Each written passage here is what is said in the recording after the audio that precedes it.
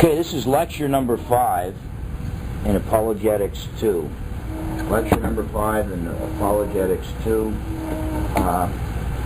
We're talking about a brief history of apologetics. We've talked about Augustine and his views, Anselm, Thomas Aquinas, Bonaventure, and René Descartes. Now, remember, René Descartes was about as close to a pure rationalist as you can get. In fact, he claimed to pretty much be a pure rationalist, although there were certain things that he held to in his thought that he could not prove rationally. But it was his system of thought. He was a French apologist, and it was his system of thought that Blaise Pascal was responding to. And with Blaise Pascal, a lot of people misunderstand Blaise Pascal and assume that he's bad-mouthing Thomistic type arguments, arguments that Aquinas would present. In actuality, that's not the case. Pascal had a lot in common with Aquinas. There were some differences, and we'll talk about those. But it was pure rationalism, the idea that you can prove everything from your mind alone and through reason alone, and that you don't even have to deal with looking at the evidences of nature and empiricism and the data that deals with the five senses. Blaise Pascal lived from this is on page 5 in that handout. He lived from 1623 to 1662. He was opposed to Descartes' pure rationalism. He realized that man is more than just a rational being. Now, some of the quotes, I'll bring up, I think I'm just going to only bring up 2 quotes of his, but he's got some tremendous quotes. And by the way, I really recommend, if you get a chance, get his work, Ponce's. That's his defense of the faith. You see what he did? He pulled all these ideas together, and they were written on scraps of paper, and then the guy died. So he never did finish writing his defense of the Christian faith, so they just collected them. So it reads like Proverbs, like the book of Proverbs, where there's just one-liners and two-liners and that type of thing. And so it is a book where you can just open at any page and then just spot read and that type of thing. Whereas if you do that with Aquinas, it's going to kill you. Because Aquinas will spend 3 pages talking about an opponent's view. And so if you just spot read in Aquinas, you might think that this is his view, and it's the exact opposite view that he held. But he realized that man is more than just a rational being. To speak like Descartes, that man could find out everything through reason alone, and that man's reason was totally unbiased, was a misconception. Pascal stated this. He stated, "The heart has its reasons of which reason knows nothing." And what he meant by that was that the heart of man, and by the heart he meant a man's intuition, his knowledge of first principles. You see, if you try to prove everything through reason, the problem you would end up with is when you eventually get to your first principles, if you're going to prove them through reason, then you're going to have to prove those proofs through reason, and on infinitely, and you're going to realize nothing in your system is proven. So we know certain first principles that we can't prove through reason, such as the law of non-contradiction. How do we know that something cannot be both true and false at the same time and in the same way? And if we can't prove that through reason, we're just left hanging. We need something more than just reason alone. But Pascal talked about the heart as the intuition. Man just intuitively knows certain things. His knowledge of first principles, the will, his emotions. All this is wrapped up. So man is not just a rational machine that makes all his decisions by his mind alone, by thinking alone. There's much more to man than just reason. And then Pascal argued in his Ponce's that pure rationalism leaves no room for revelation. Now think about that for a second. If René Descartes, who professed to be a Christian, if he was right, and you can prove everything through reason alone, then the question comes up, do you even need revelation from God? If you can prove everything through reason, why would you even need a Bible? And so what Pascal is arguing is that it's real clear that if pure rationalism works, there's no room for revelation, so it should be viewed as antithetical to the Bible, not compatible with the Bible. Now, he's not saying that reason is bad, but he's saying if truth can only be found through reason, that's what pure rationalism is, then that is opposed to the Scriptures. So Pascal's not saying throw reason out the window, but he's saying man does more than just reason. By the way, if it's too hot in here, if somebody wants to open a door and open some windows, go right ahead. Pascal was opposed to the traditional arguments for God's existence. However, if you read what he says very closely, it doesn't sound like he thinks they're not valid. It sounds more like he just figures, well, if you provide evidence for God's existence, the average person isn't going to be able to follow you anyway. And even if they are, and you convince them, 10 minutes later, he's going to forget all about it. And so he just figured, hey, we need to penetrate the heart of the man, not just the man's mind. We need to go beyond, we need to go beyond pure rationalism. So what Pascal did was he figured, well, what is man concerned with more than anything else? What is fallen man concerned with? And he figured, well, the guy's concerned with himself. He's selfish, as all humans are selfish. Let's start with man himself.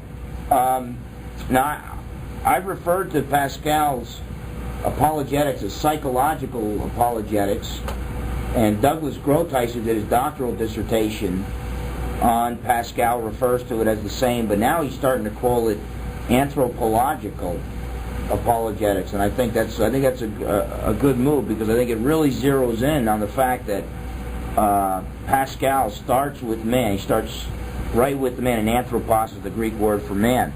But he starts with man, and he says that there is what he calls the paradox of man.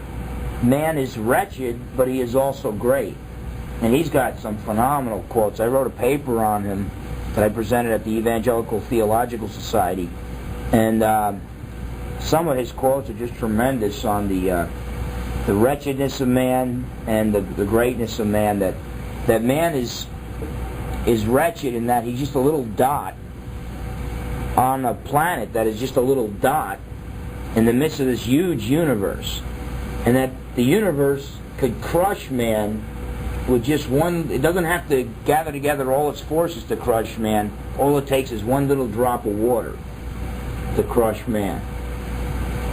But then Pascal says, yet that man is still greater than the universe, because the man knows that he's being crushed. The universe knows nothing. And so he recognized there was areas of man where, aspects of man where you could see that man was wretched or little or small, and other areas where man is great.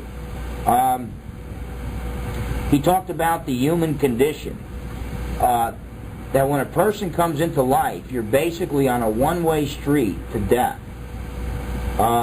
He explained this. He said, imagine if you were sitting down in a room next to a lot of other guys, and one by one each guy was standing up to get executed and was getting slaughtered.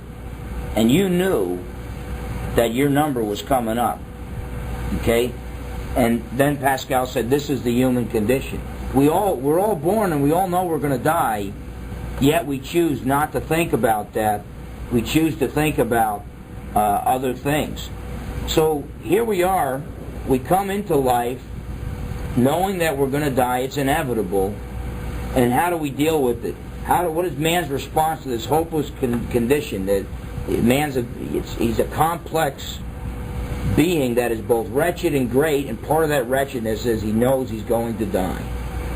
And man's response to this, Pascal gives three different, in his Pensées, gives three different responses that man gives. Most of us give a little bit of each of these. It's not like one man takes one approach and another one takes a different one. But man's response to this hopeless condition is diversion, indifference, and self-deception. Diversion. What a man does there is he diverts his attention from something he doesn't like. He knows he's going to die, and so Pascal argues, well then, so what does the guy do? He just goes out dancing. He spends all his time dancing or drinking or having a good time with her, anything to take his mind off the fact that he is mortal and the day is going to come when he is going to die. So it could be dancing, it could be sports, it could be your career, but we tend to get focused on something that is not as important, so that it diverts our attention away from the fact that we're going to die someday. Indifference. People are indifferent to eternal things, a lack of interest in eternal things. You can, in that paper I wrote on Pascal, the illustration, to illustrate this point of Pascal's, what I mentioned was that you could take 80,000 people or 60,000 people at a football game, and when a touchdown is scored, it's deafening, the sound of the people cheering. Now put those same 100,000 people in a church, and even if they're Christians, they might not even make a sound. And so it's just man's nature, and man in his fallenness, he has a lack of interest in eternal things, and temporary things, the diversions of life, are much more important than eternal matters. Self-deception, another way that man responds to this hopeless condition. He denies his wretchedness and denies his death. Pascal, his apologetic methodology is very biblical. He gets a lot of his information, a lot of his thinking comes straight from the Scriptures. Here, Jeremiah 17, verse 9, about the heart of a man being very deceitful. Who can know it? And that's what we do. We deceive ourselves. We know we're going to die, but we keep telling ourselves, we suppress that truth. Just like we suppress our knowledge of God, Romans 1. And we try to convince ourselves that we're not going to die, that we're really not wretched, that we're really not sinful, that we're really not imperfect. And so this is the basic apologetic method of Pascal. He starts from man. Now, Pascal did use historical evidences for Christianity as well. He was not against reason, but he was against using reason alone. And so he was willing to use historical evidences for Christianity. He would use fulfilled prophecies of the Scriptures. And, the Bible would make a prediction about a city or a place or about the Messiah, and then history would show it to be fulfilled, and he would say that this is evidence for the Bible being God's Word. The history of the Jewish nation and their survival, though they were more persecuted than any other people on earth, Pascal would use that as evidence for the Christian faith. And then, of course, the miracles, the eyewitness accounts of miracles and the resurrection of Jesus Christ from the dead. He used that as evidence for the Christian faith as well.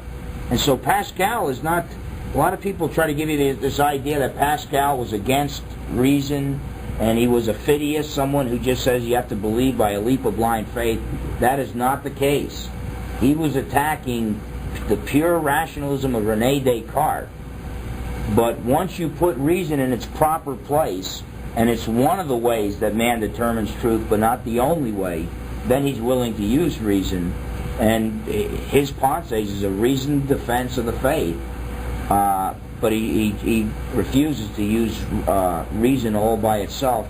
He uses reason along with other arguments such as historical evidences, and deals with man and argues from the human condition. Pascal's wager. Can anybody, not looking at their notes, can anybody kind of just sum up Pascal's wager for me? Anybody? Jeff?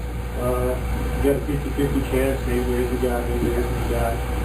If you want to make the choice, you should choose God, because it's definitely to choose God, because if you don't deny there is no God, you don't lose anything. If you die and you choose God, you get it. Yeah. Good, good. Now, what I want us to recognize about Pascal's wager, this is not an attempt to prove God's existence. Pascal is asking people to wager their lives on God. He's talking, in betting terms, in gambling terms, and he says you can't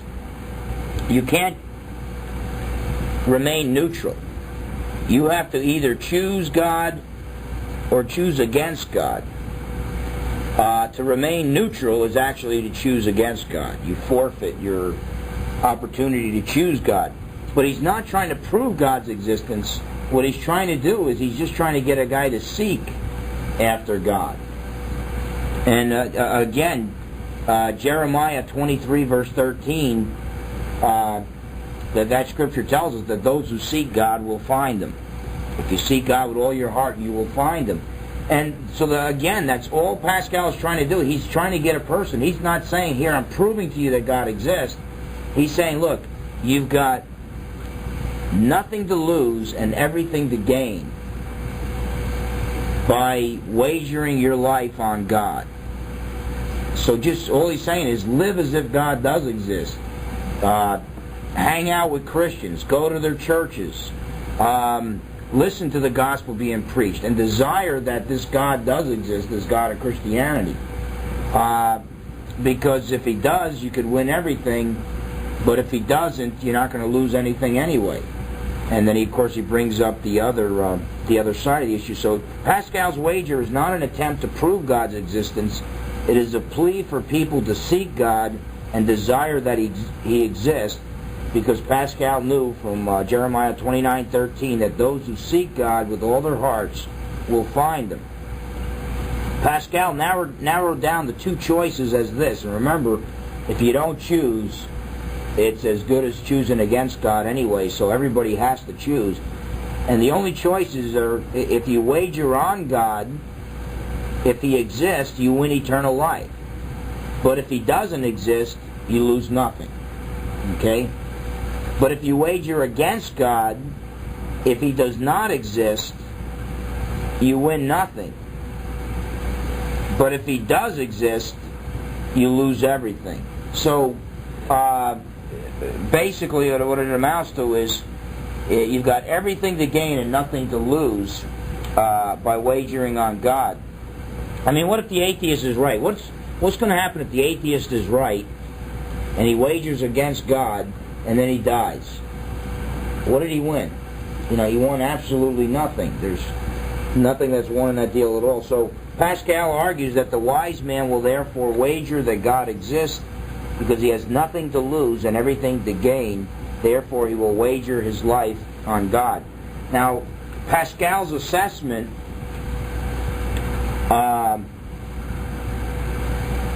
this is a quote from the Part5. Because of the wager, now keep in mind that the wager forms the background for this statement. This is Pascal's basic conclusion. There are only two classes of persons who can be called reasonable. Those who serve God with all their heart because they know Him, and those who seek Him with all their heart because they do not know Him. And so Pascal argued very convincingly that just because of the results that would follow, a wise man will desire that God does exist and will seek Him if he does not know Him. Now, the illustration, there was a paper written for the Evangelical Theological Society defending Pascal's wager, and he used an illustration to show how rational that wager is. Suppose you're walking through, suppose your child, let's say you have a son and your child got lost in the wilderness. And the experts are telling you, well, he's been out in that wilderness for 2 days now, and in the kind of cold weather that's out there and without food, there's a good chance he's dead. It's only like a 50-50 chance that he's alive. Okay? Well, the father is going to want the rescue unit to continue searching for his son, obviously, if there's a 50-50 chance, okay? But you can take Pascal's wager and say, well, let's say there's only 1 in a million chance that that kid's still alive. What would that father still desire? He would still desire that the search party continues to search for that child, because if the search continues and the child's alive and they find him, they win everything. But if the child's dead and they don't find him, they haven't lost anything. But the other alternative, the kid still is alive and they stop searching, the kid's going to die because of it. So again, it's a situation where there's everything to be gained and nothing to lose by wagering that the child is alive, and that's analogous to that God does exist. But that's Blaise Pascal, and I really appreciate the work that he did. It's a lot more. Think of Aquinas in the good sense. He's tugging at the mind of the man, whereas Pascal is basically tugging at the desires of the man. Okay, and I think that's an apologetic method that we should look at nowadays, because today people are more concerned with themselves, their own death, the makeup of the human condition, than they are with rational abstract argumentation. Although I think there's always going to be a place for abstract argumentation. The only two other defenders of the faith that I want to bring up are Leibniz and William Paley. Now, Leibniz lived from 1646 to 1716. He used the ontological argument for God's existence, where from the idea of God we could see that God must exist, and we went over that. We discussed that when we talked about Anselm, and René Descartes also held to it, although Aquinas was opposed to this argument, and I'm not even sure where I stand on the ontological argument. But the main reason why I just want to bring up Leibniz is because on the cosmological argument for God's existence. Now, the cosmological argument is arguing from an effect to its cause, arguing that the universe or some element in the universe needs a cause, and eventually there has to be an eternal uncaused cause of all that exists, all else that exists. So the cosmological argument, though, the reason why I'm bringing up Leibniz is Leibniz made a twist to this argument from the principle that he called sufficient reason. Okay? There's three types of cosmological arguments, by the way.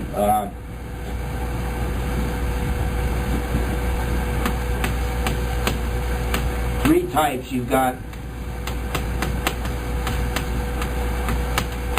the cosmological argument from existential causality. Rory, tell me who that is. That's Aquinas, right? Now, what the cosmological argument from existential causality, what that's arguing for is it's arguing that there are beings that exist that are contingent and dependent on other beings for their continued existence. So Aquinas wasn't arguing for God. The thrust of his argumentation wasn't for God as the cause of the beginning of the universe. He was arguing for God as the sustaining cause of the universe. Now, he wasn't denying that God didn't cause the beginning, but he was arguing that if God willed to do so right now, if he did not actively sustain you in existence, we would all go out of existence immediately. Okay? So he was arguing that God is the cause of our current continuing existence. Okay? The argument from the Kalam cosmological argument, anybody tell me who used that one? What Christian? Right, Saint Bonaventure. He used the Kalam cosmological argument. Who's named probably the two leading proponents of this argument today?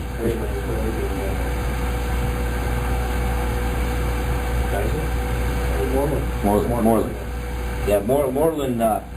Moreland, when he talks on the same topics as Craig, is as like a clone of Greg, but then when he makes an original contribution, I mean, he'll talk about stuff that nobody's talking about. But on the Kalam cosmological argument, we actually got that from Muslim philosophers who are arguing for God's existence. That argues that the universe had to have a beginning. So the Kalam cosmological argument is arguing that since the universe had a beginning, therefore it had to have a cause. And eventually you have to arrive at the uncaused cause, God who caused the beginning of the universe. So that's the Kalam cosmological argument. Well, the argument from sufficient reason, and by the way, I think I disagree.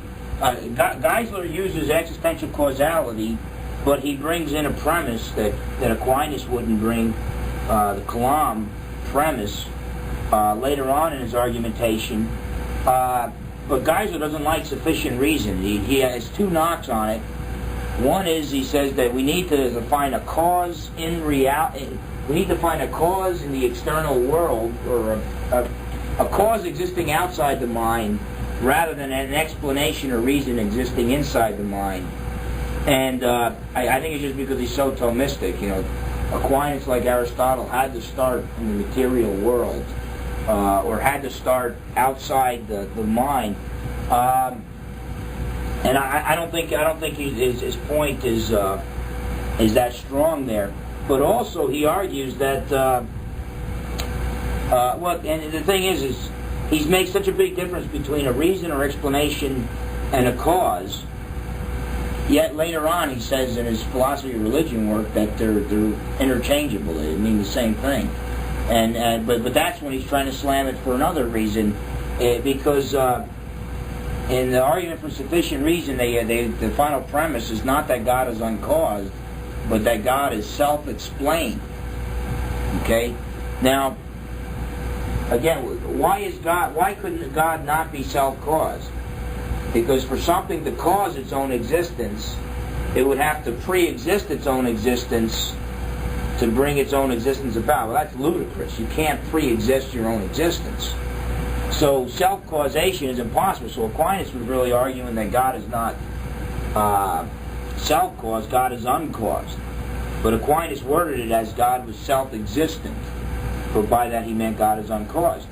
But to be self-explained doesn't mean the same thing as being self-caused. And we'll take a look at that. I think it's a good argument. Let's take a look at the argument first before I explain that point. This is his argument, the cosmological argument for God's existence from sufficient reason. He argued that there must be an explanation for everything that exists. Okay? Now, obviously, right there you see that explanation is not being used identical with the word cause. Because, to say there must be a cause for everything that exists, that would include God, and God has no cause. But there must be an explanation for everything that exists. The things that exist in the universe are explained by other things. For instance, we need air. We need food, water. We need parents just to come into existence, okay? So Phil Fernandez's existence is explained by many different things. I would say, I am, because Joseph Fernandez and Angelina Minichino got together and had a baby boy called Phil. There's enough air for me to breathe and food for me to eat, and there's water and that type of thing. So the things that exist in the universe are explained by other things. Point 3, adding all the things in the universe together will not give an explanation for the existence of the universe. So if you add everything that needs an explanation together, then the whole package still needs an explanation. Okay? Point 4, there must exist some being which contains in itself the explanation for its own existence. Okay, and that would be God. This self-explained being is the explanation for all else that exists. Otherwise, there is no explanation why anything exists at all.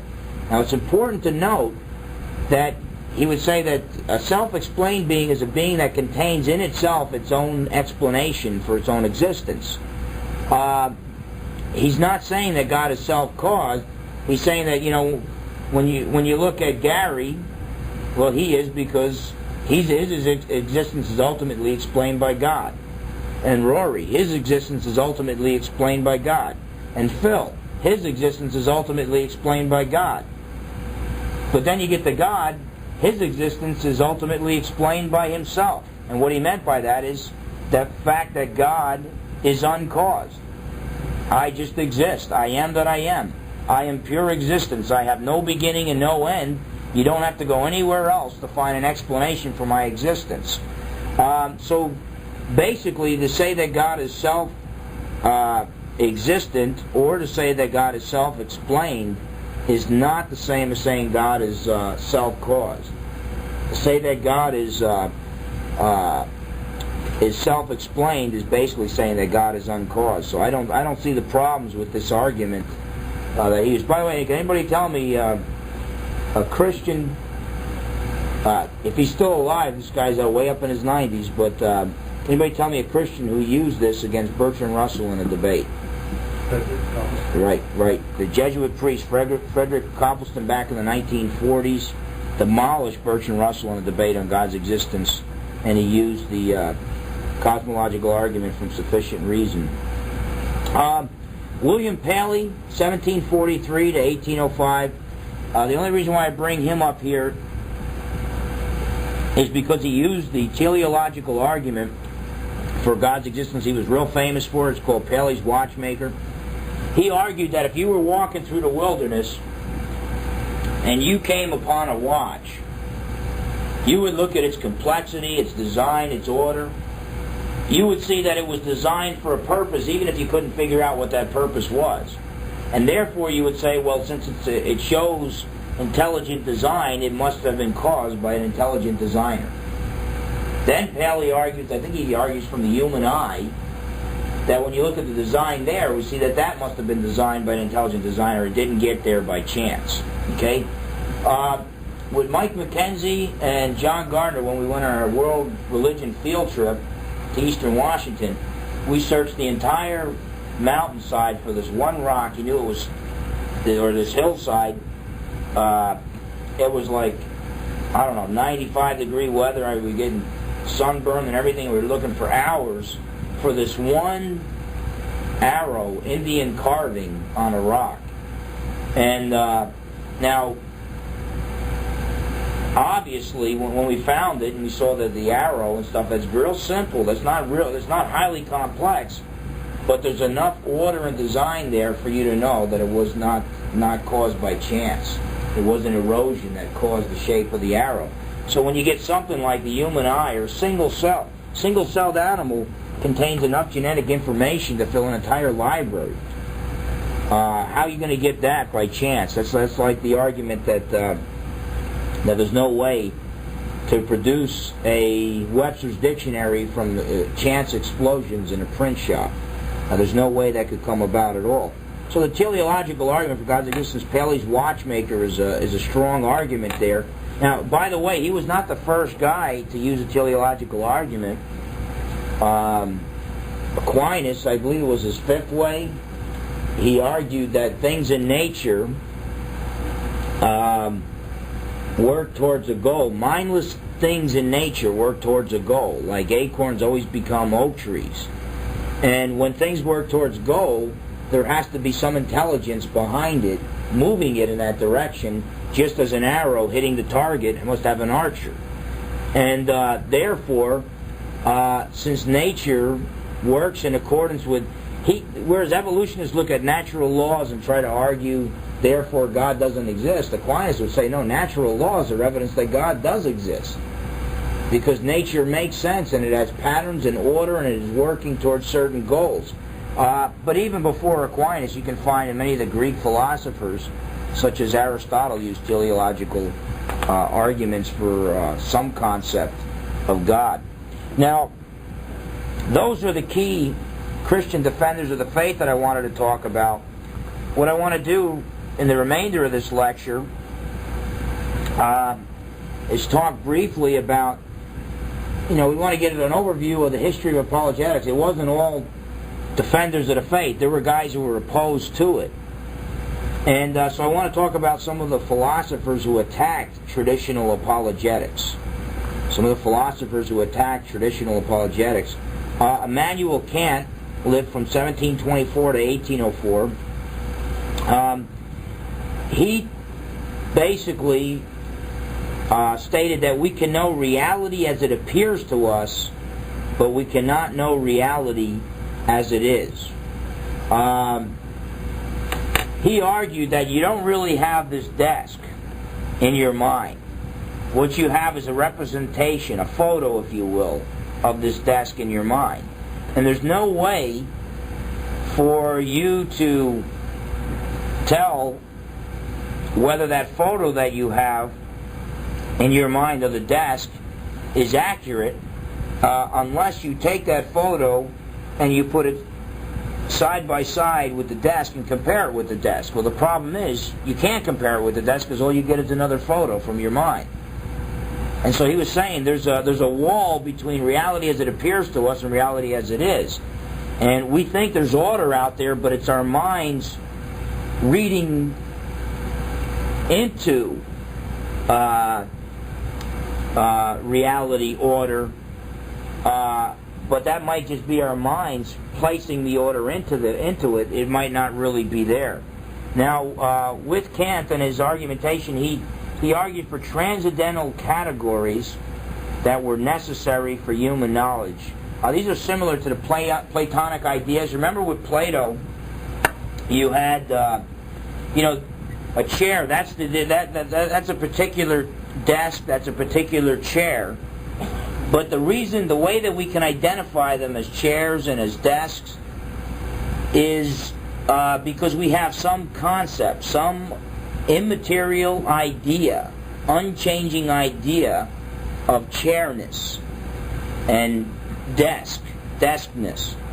And so Plato had these invisible, the world of ideas that were more important and above the world of particulars. And it was a lot like that with Immanuel Kant. There was certain categories that were necessary for human knowledge, like space, time, and things of that sort. Kant argued that human reason, in order to function, accepts certain transcendental illusions as true, though they cannot be proved by reason. An example he gave is causality. When we see somebody punch somebody else in the nose and then that other person's nose bleed, we assume that the punch caused the bloody nose. Okay? But as David Hume argued, through sense experience, all you can really conclude is that many times when a fist makes contact with a nose at a high rate of speed, blood will be produced from that nose. So Hume would argue we know that A comes before B, but there's no way just through sense experience alone to prove that A caused B. So instead, in other words, Kant is arguing that when we see a fist hit the nose, we conclude, okay, that therefore the punch caused the bloody nose. But all we really know is first came the punch, then came the bloody nose. One followed the other, and there's no way to prove through experience alone that one caused the other. Now, let me say this. Let me go a step further, though. When the rooster crows and then the sun rises, most of us do not conclude that therefore the rooster caused the sun to rise. Okay? However, if you get a good rooster who's timing is real well, his crowing will be followed by the sun rising on a regular basis. But the fact of the matter is, our minds, we usually can investigate and look into a situation to see, hey, is this just a coincidence or is there really a cause and effect relationship? But basically, you cannot, by examining through data that you take in from the senses, through sense experience, you cannot come up with the principle of causality. The principle is already there. Okay? There are certain innate ideas. That's why I'm not a pure Thomist, because Aquinas would argue that we get the principle of causality from sense experience, and I don't think that's the case. But anyway, Kant argued that there's antinomies or contradictions that exist that cannot be reconciled through human reason. I don't want to go over the list of them. Yeah. Well, if we can't know reality as it is, how do we know that there is truth? Well, there's a real simple refutation of Kant, yet at the same time, I'm not sure if it really holds. I don't know if it was Hegel himself or certain Hegelians, they would argue that the claim to know, to say that man cannot know reality as it is to make a claim to know something about reality. Now, when Douglas Javette explained that to me in San Francisco at a meeting of the Evangelical Theological Society, actually we were in a cab at the time, coming back from, or on the way to getting Chinese food, Winfried Cordovan, who co-authored Philosophy of Religion with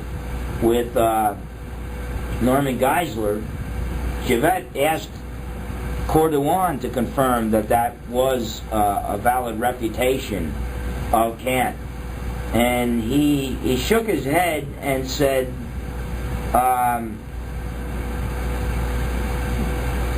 he basically said no, he didn't think so, because Kant is claiming that even that statement itself would probably fall in the transcendental realm. The transcendental realm of the ideas, we can know transcendental reality, but we can't know the reality outside the mind. He would put that in the other category, probably. Now, whether Cordovan is right or not, I don't know. But what I'm saying is, if that refutation does hold, it would take a lot more study of Kant and a lot. It's not. It's not just a black and white issue. It's more complex, because he can put certain things that he claims he knows in the transcendental realm, which would take it out of the other category. But anyway, he said there were certain contradictions that exist that can't be reconciled through human reason. What he was arguing was that in order for us to reason, we have to assume certain things are true without being able to prove them, and sometimes the things that we have to assume to be true are contradictory. Okay? He would claim that we'd have to assume that the principle of causality must hold, yet the universe exists without a cause, or some things that I think Geisler is correct in just basically saying that some people either don't see what he's calling contradictions as really contradictions, or they only assume one of the things to be true and not the other one. But it's not really this great big problem that Kant held to. But basically what he was arguing that through pure reason we could not prove God's existence. He was arguing that basically all reason can prove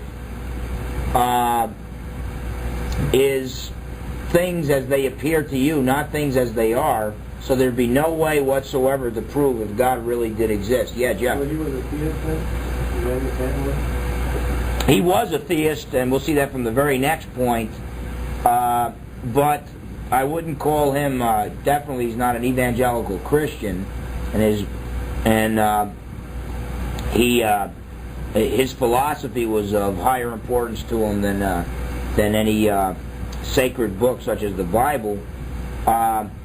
But that's the next point. He said even though we couldn't prove God through pure reason, still we must assume God's existence and life after death if we're going to make sense of our sense of morality. So in other words, he argued that through pure reason you couldn't prove God, but we should assume that God exists through practical reason. In other words, it's a moral argument for God's existence. What he's saying is, look, there's no way we can prove with our minds alone that God exists. At the same time, if we go around telling people, therefore he doesn't exist, then we're going to be killing each other off. If there's no life after death and a God who's going to punish or reward us, then it makes no difference whether you live like Mother Teresa and you feed the hungry, or Adolf Hitler and you butcher people to death. There's not going to be any punishment or rewards. And so basically he argued that we should assume God's existence in life after death, and then it does make sense for us to say some things are wrong and other things are right. Yeah. Would you say he's the father of the deal? What did that mean? I would say that no. I would say he definitely had some type of influence on it, but that was more Kierkegaard than Kant. But I would say, if there's a million branches that come to Kant, and there might be, Kant is basically the father of modern thought. I mean, what you have is Rene Descartes, classical rationalism, the idea that through reason we can prove everything and we can know things with rational certainty. That was Rene Descartes. That's where you had all these atheists coming up, and then you even had, Descartes was trying to prove God, but then you had backfired, and you had a guy like Spinoza who claimed he had proved that the universe is God, and then you had atheists come on the scene, and man had elevated human reason so that we could say where the errors were in the Bible, and the Bible really wasn't God's Word. Well, Immanuel Kant then came on the scene and said, hey, wait a minute. There's problems with this pure reason. You might think that you can find out everything with certainty. Let me